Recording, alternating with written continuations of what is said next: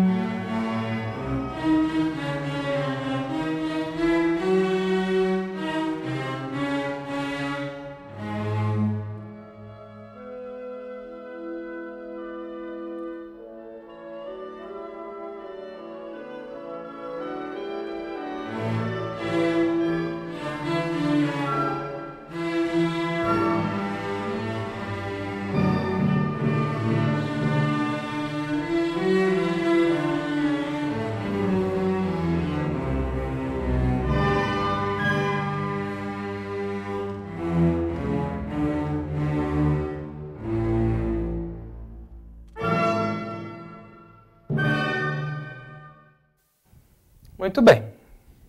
Voltamos. Como é que estamos? Ok?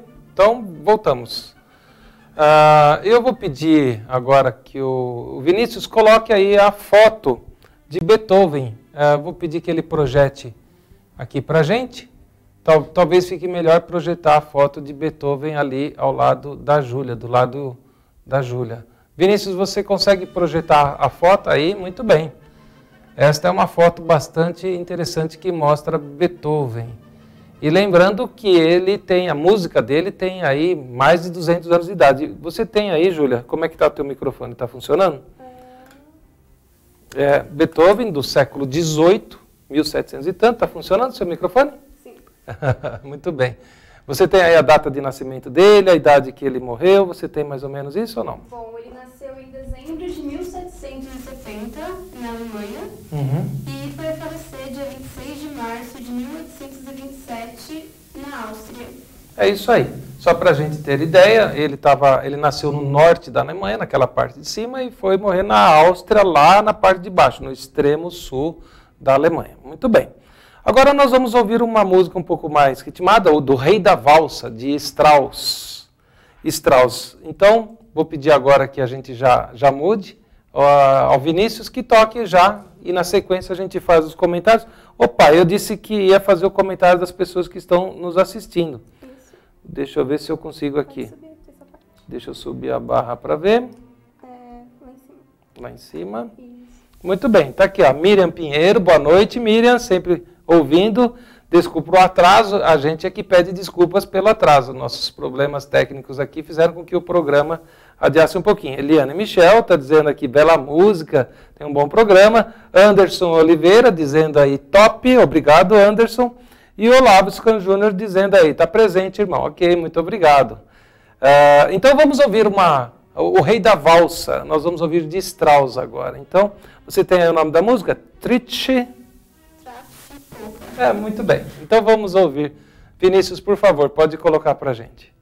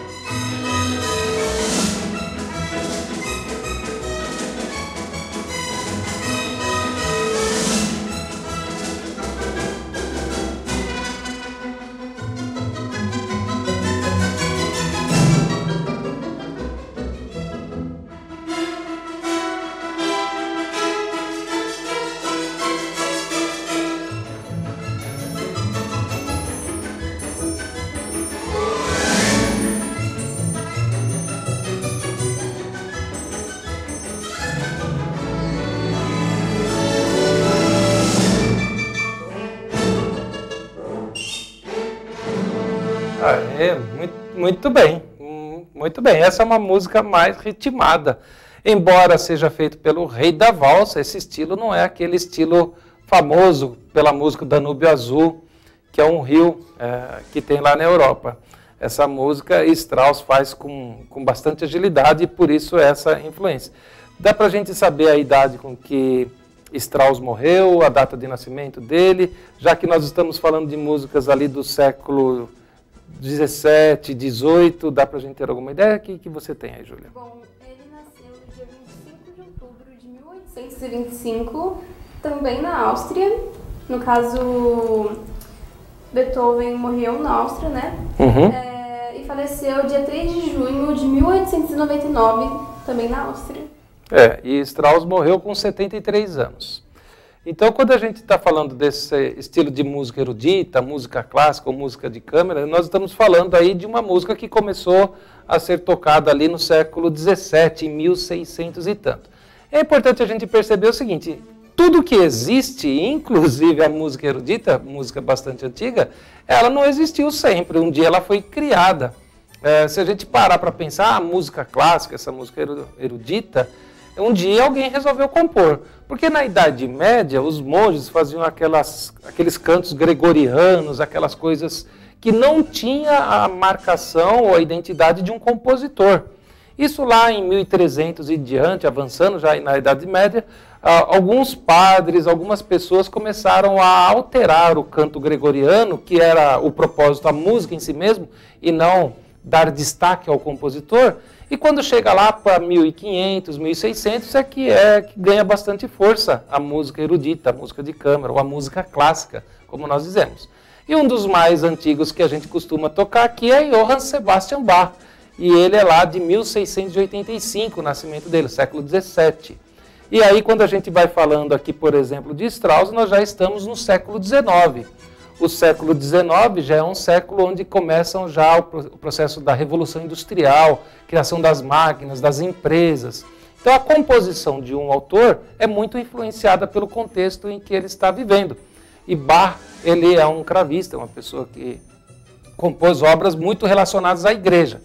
Quando a gente começa a ver os outros autores, mais para o final do século XVIII, século XIX, já caminhando para o século XX, a gente vai ver influências de outros aspectos, como nós já vimos até em uma ópera relacionada ao ambiente industrial. Muito bem. E agora nós estávamos falando de um compositor que é Strauss, de 1825, morreu em 1899, quase 1900, e agora nós vamos voltar um pouquinho no tempo, nós vamos pegar um clássico desses clássicos, um dos mais antigos. Quem é que nós vamos ouvir agora, Júlia?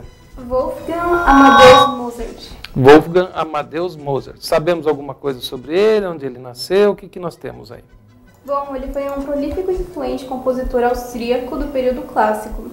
Mozart mostrou uma habilidade musical prodigiosa desde sua infância. Ele nasceu no dia 27 de janeiro de 1756, na Áustria, e faleceu dia 5 de dezembro de 1791, também na Áustria. Muito bem. Uma característica que nós não comentamos em relação a Beethoven é que no final da vida ele foi ficando surdo. E acabou, a surdez não foi assim repentina, ele não ficou de normal para surdo repentinamente. Isso foi levando um tempo. E eu imagino como deve ter sido para ele. Imagine agora, por exemplo, em época de Copa do Mundo de futebol de campo. E aí o que as pessoas que estão investigando, os jornalistas, vão falar assim, por exemplo, Neymar ou um outro jogador famoso está machucado e vai lá e pergunta para ele assim, é verdade que você está machucado, que você pode não participar da Copa ou não vai ter a força total, a vitalidade? E ele vai confirmar, vai sim, é ruim, eu estou mal, não vou participar. Então ele vai negar isso e vai tentar combater. A mesma coisa aconteceu com Beethoven. Ele começou a apresentar sinais de surdez e as pessoas começavam a questioná-lo se de fato ele tinha esse problema. E ele começava a se defender, dizer que não, e tratava. E a surdez foi aumentando muito ao longo da sua vida. No final da vida ele estava totalmente surdo. Mas as suas obras, que são muitas, e ele faz parte de um projeto muito grande de popularização da música clássica, assim como nós fazemos atualmente. E aí no final da vida ele chega a ficar surdo, mas não foi toda a sua vida, não são todas as suas obras que ele fez de maneira sem audição. E apesar disso, ele é um gênio, assim como Mozart. Então, vamos voltar aqui para o ano de... Quando é o nascimento de Mozart? 1756. Isso aí, 1756, vamos para o século XVIII. Deixamos o século XIX, vamos para o século XVIII ouvir essa música de Mozart. Você tem aí o nome da música de Mozart? Concerto para piano e orquestra. É isso aí, Concerto para piano e orquestra de Mozart. Dá para a gente ouvir essa música de Mozart, Vinícius, por favor, com a foto dele? Para que a gente possa apreciar com um pouquinho mais. Eu, quando olho para cima, estou olhando aqui numa tela que tem à disposição. E aí vai aparecer a tela, vou pedir que coloque do lado de lá da Júlia. Você vai estar ao lado de Mozart. E a gente já pode ouvir a música. Vinícius, por favor.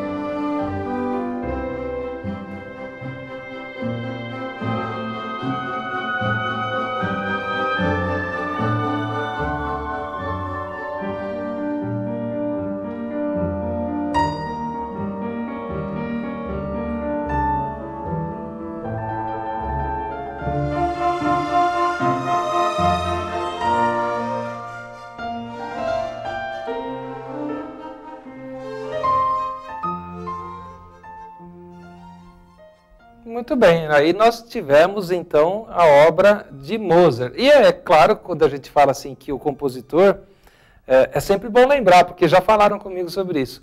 Alguém pensa que essas músicas que nós estamos ouvindo estão sendo tocadas pelo compositor. Não é, essas músicas foram interpretadas. Então algum músico atual vai ao piano e toca essas músicas. O compositor fez aquelas cifras, aquela coisa técnica.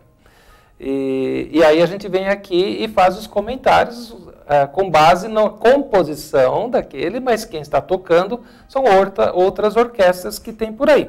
E por falar em orquestras, Nós temos orquestras aqui no Instituto Federal Suzano, não temos, Juliana? Sim. Como que são essas orquestras? São quantas? Duas? Duas orquestras.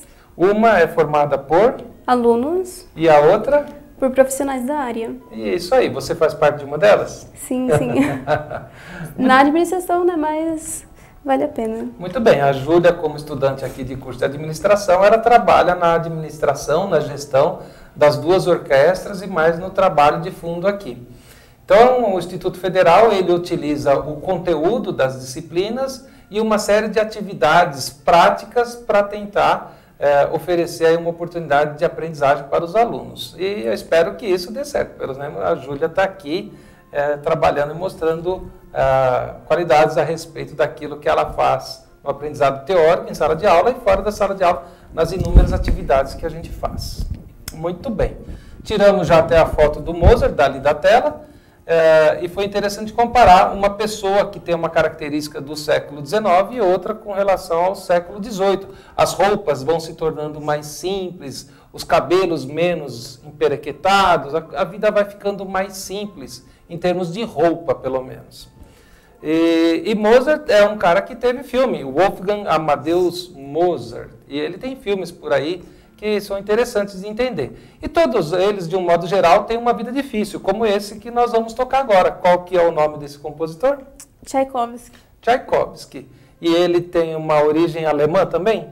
Russo. Russo, muito bem. Lá de onde teremos a Copa do Mundo. Exatamente. A partir aí do dia 17, domingo, é isso? Isso. Muito bem. E nós vamos ouvir aqui o Concerto para Piano. É esse que nós vamos ouvir? Sim, isso, o Concerto para Piano número 1. Muito bem. E quando a gente ouve um compositor que faz uma música para piano, a gente ouve o piano na música. Quando ele faz para piano e orquestra, você ouvirá outros instrumentos. Sim. E às vezes o compositor, à época, o que ele fez? Ele fez atualizações ou publicou a sua obra. Por isso que ele faz a obra e às vezes chama isso aí de opus, opus 75, opus 21, e esse número 21, 75, 13, ou é a data que foi feita a sua composição, ou a data que ela foi publicada, tornada conhecida. Às vezes era mesmo a data em que ela foi reeditada, recebeu algum ajuste. Então, quando, por exemplo, só para fazer uma analogia, uma comparação, a gente olha o Windows, o Windows 7, o Windows 8, o Windows 10, aí você vai falar, porque o 10 se chama 10, ele é melhor do que o 8, ou mesmo os equipamentos, os celulares também utilizam esse código. Então, quando nós falamos das opus, estamos falando dessas versões que os autores criam. E também, cada obra, os autores colocam os movimentos. Rápido, peronotropo, andante, esses nomes italianos, para dizer o ritmo que vai ter cada parte da música. Então, a música clássica ela é bastante complexa, mas nada que seja assim, impossível de se aprender e nada que tire o prazer de ouvir uma boa música. E às vezes dirigindo, às vezes dormindo, às vezes descansando, meditando, entrar aí e começar a ouvir um pouco dos instrumentos. Temos algumas curiosidades a respeito de Tchaikovsky. Júlia, que você gostaria de comentar? Bom, a versão original teve sua estreia em Boston, nos Estados Unidos, no dia 25 de outubro de 1875, regida por Benjamin Johnson Slang, e com Hans Volblow no piano. Muito bem. Esse russo, Piotr Tchaikovsky, eu me lembro da Adriana, que era uma outra apresentadora que tinha aqui, uma outra aluna. Ela adorava Tchaikovsky. Mas qual peça você gosta? Eu gosto é do nome. Eu nunca tinha dito esse nome na vida, Tchaikovsky. Eu gostava de ouvi-lo dizendo Tchaikovsky. É uma pessoa lá de São Petersburgo, que é a antiga capital lá do país. E nós vamos agora, São Petersburgo, depois, por causa da guerra, mudou de nome, Leningrado, e aí volta a ser São Petersburgo. E agora nós vamos ouvir essa obra dele. Esse compositor também teve muitas dificuldades relacionadas à vida amorosa, suas opções, sofrido bastante. E parte dessa dificuldade, desse sofrimento, Tchaikovsky era conhecido como uma criança de vidro devido à sua fragilidade. Parte disso é expressa na sua música e a gente consegue ouvir a música e mais ou menos imaginar como que era a vida de Tchaikovsky, que morreu em que ano?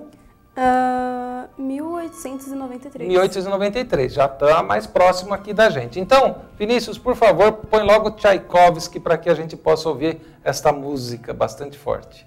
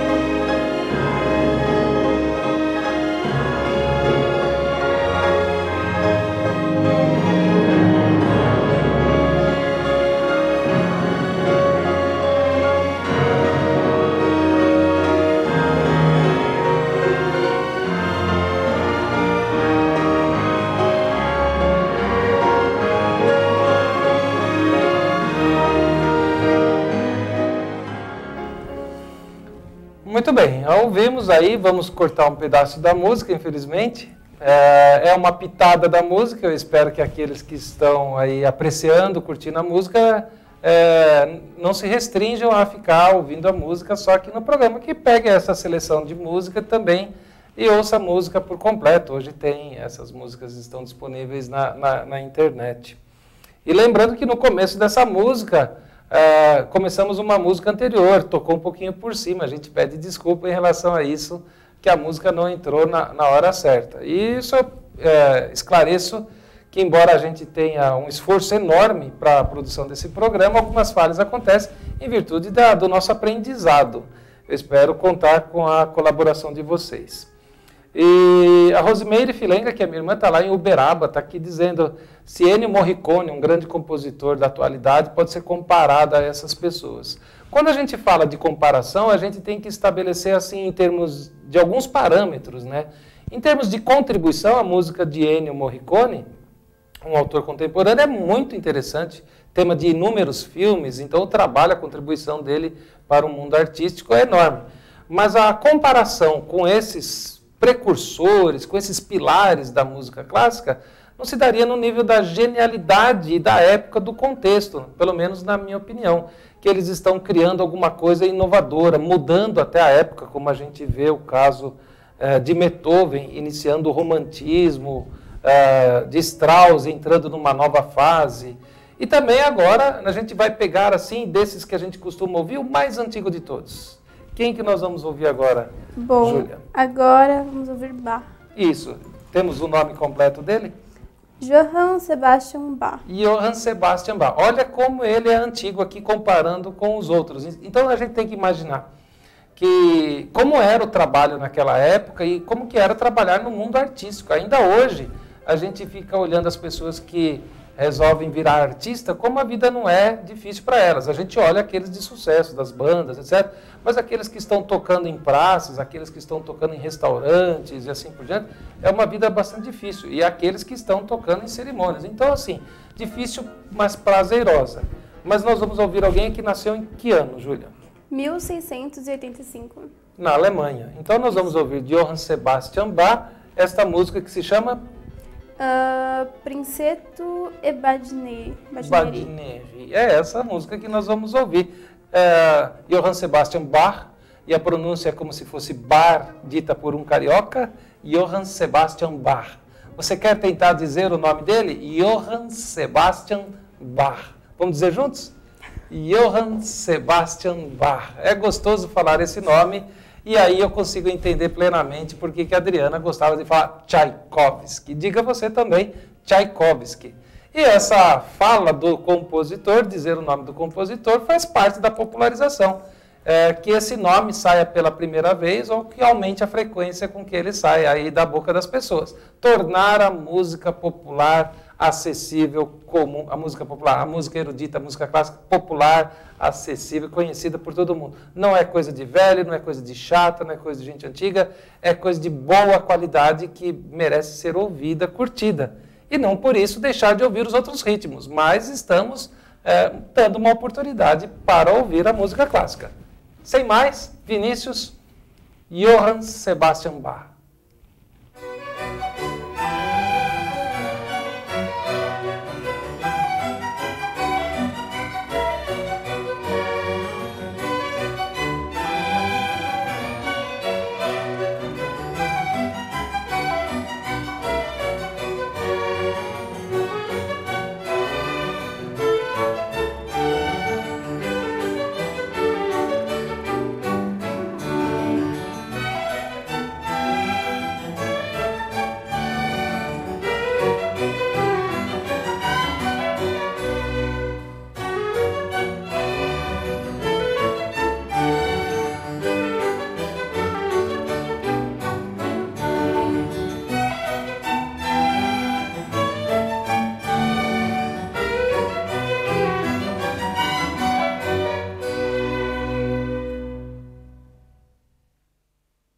Aí que música rápida, não só no ritmo, mas também na sua duração. É uma boa música. Bach, ele é muito tocado nas rádios aos domingos pela manhã, que é aquela coisa mais religiosa, aquela coisa mais relacionada à igreja. Mas Bach, ele não construiu, ele não compôs apenas para música sacra. Ele fez várias obras, teve muitos filhos, e ele compôs tanto que a turma mais o associa, o pessoal mais o associa à música sacra. Até porque esse som de cravo, desse órgão tocando aí, dá uma impressão de igreja mesmo. Mas a maior parte dessa música não está relacionada à música sacra. Ele tem músicas não sacras, as músicas consideradas aí, música pagã, música não relacionada à igreja. Muito bem. Agora nós vamos ouvir uma música de Richard. Conhecemos o Richard? Quem é o Richard? Richard Wagner. Richard Wagner, muito bem. Wilhelm Richard Wagner, né? Muito bem. E Richard Wagner, mais um alemão? Sim. Mais um alemão.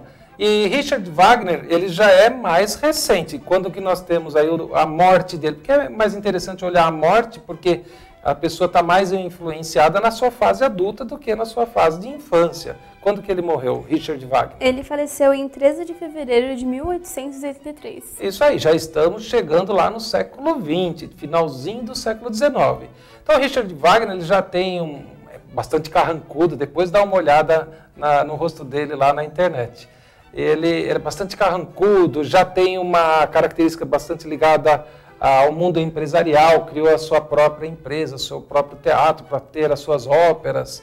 E viveu na época da Revolução Francesa, aquela coisa que vai combatendo a forma de pensar. Estava também a época do Iluminismo, que é o favorecimento da razão em detrimento ou no lugar da fé.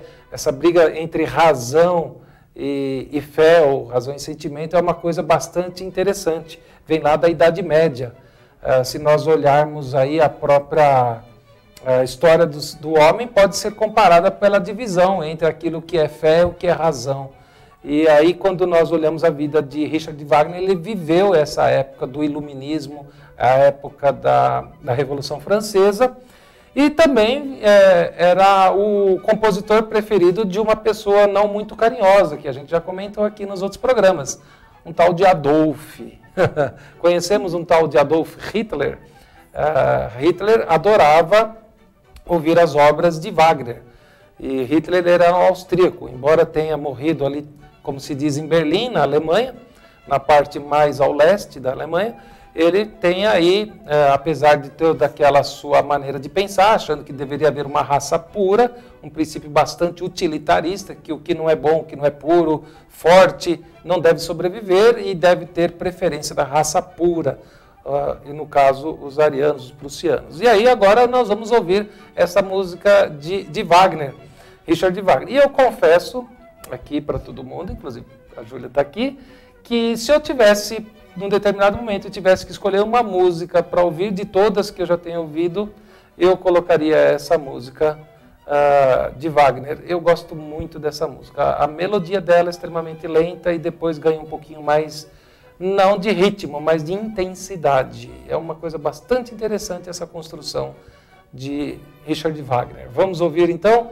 Vinícius, por favor.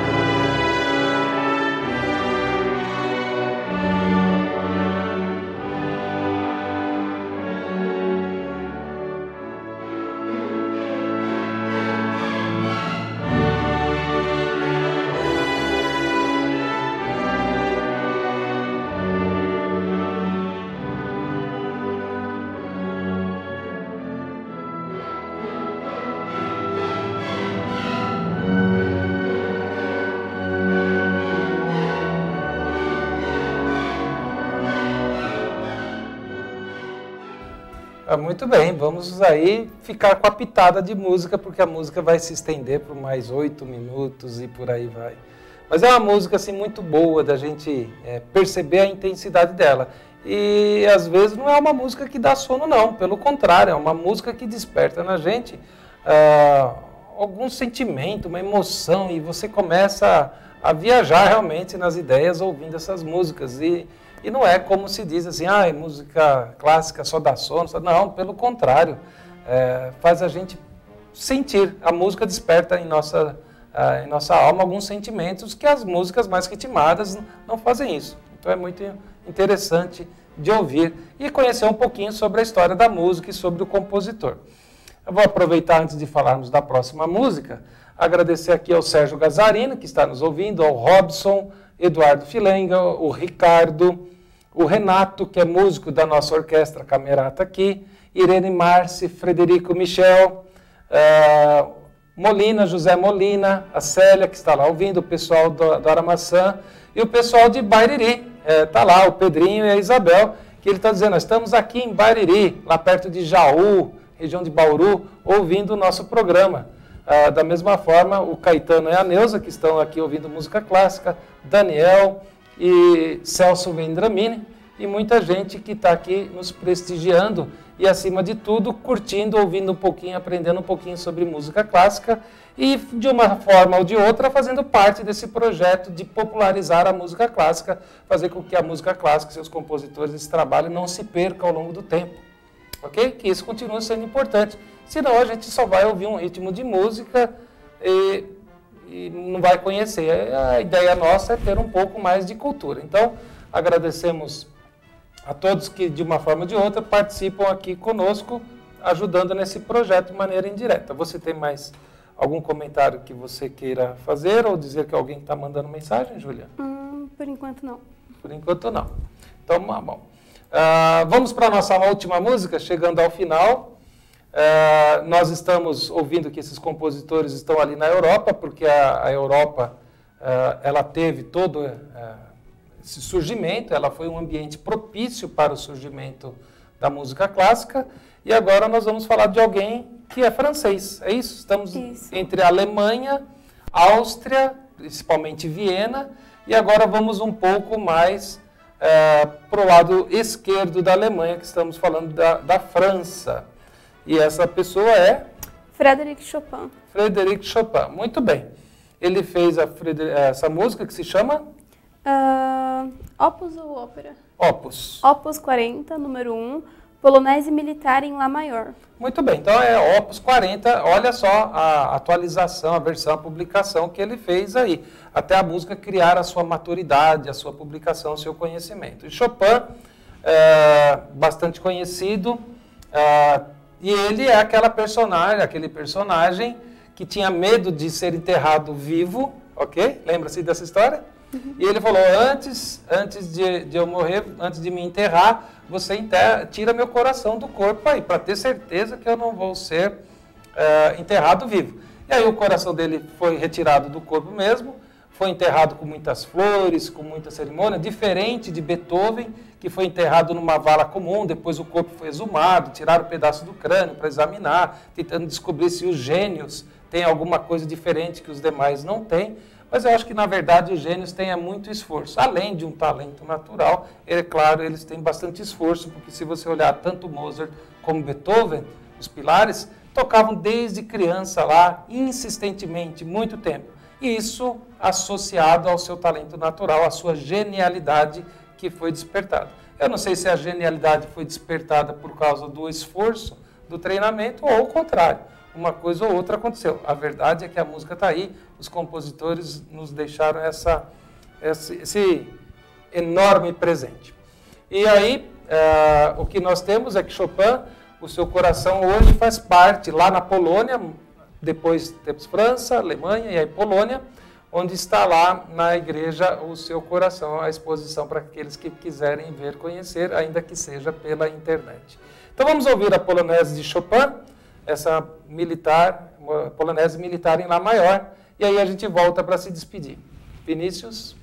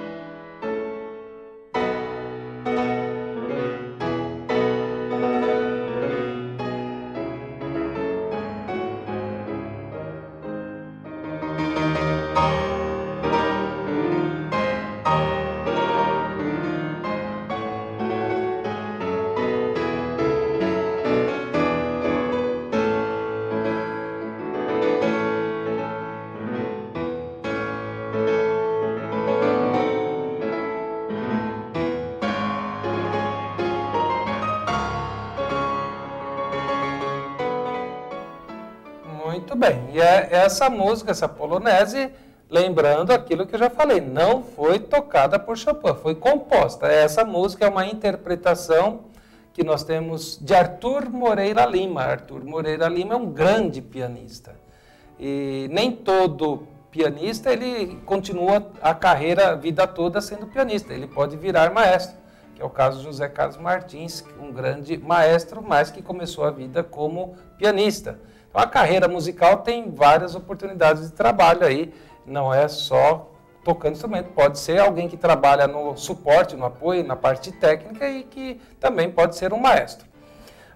Mandamos um abraço para Boia, que é um morador aqui de Suzano, já participou de uns programas aqui conosco. Mandamos um abraço para todo mundo que está aqui. José Kirstos também está aqui dizendo as suas palavras carinhosas. E nos próximos programas poderemos ter o pedido de ouvinte, que é o que a Miriam Pinheiro está dizendo aqui. Colocando sempre aquele cuidado de a gente não pegar uma música que tem direito autoral, que não permite a gente usar aqui. E ficamos por aqui. Ouvimos então vários compositores, falamos os nomes das pessoas e acreditamos que o nosso trabalho de popularizar a música clássica deu um passinho a mais e contamos para que você continue trabalhando conosco, ajudando a divulgar a música clássica. Não pretendemos que todo mundo passe a ouvir música clássica, mas que aqueles que ouçam a música clássica possam desfrutar e se aproximar dela um pouco mais, saber que ela está viva e forte. Essas músicas só têm um pouco mais de 200 anos. Tá bem? Júlia, obrigado. Imagina. Obrigado a vocês, um abraço a todos, até a próxima. Tchau.